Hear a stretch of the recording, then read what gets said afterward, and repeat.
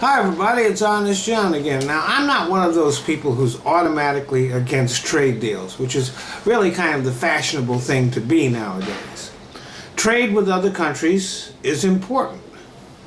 It can benefit both countries. For example, we have a trade deal with the Eurozone. Now, their standard of living is, in many cases, on a par with our standard of living. So you're not hearing about jobs being outsourced to Germany or France. The problem we have is with countries that have a lower standard of living. The goal of these trade deals should have been to raise the standard of living in those countries. But because the corporations and the wealthy elite had more impact on those deals, more input on those deals than labor unions, we found ourselves lowering our standard of living. And that's not a good result. So this brings me to TPP. Now, I saw Donald Trump talking about that deal, and he started talking about China.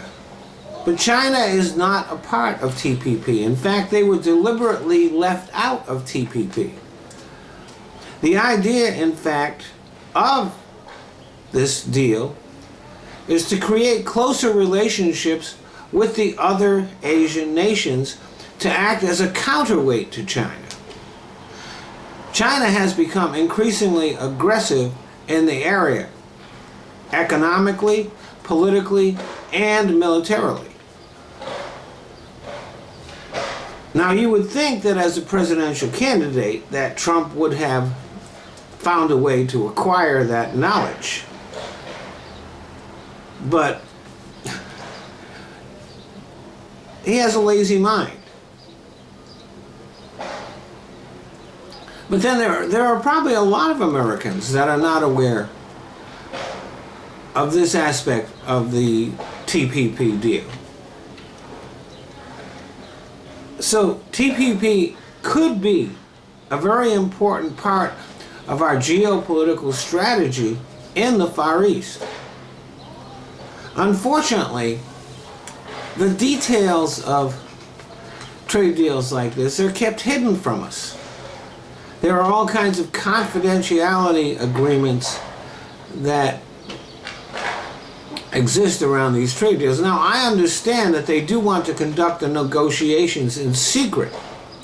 But once those negotiations are completed and it's time for Congress to vote on it, those details should be out in the public domain so we can all have input on them. I do believe that a trade deal with these other Far Eastern countries is a good idea, and it could be a very important idea. But without knowing what's in the deal, I can't say whether I'm for it or against it. Thanks for listening.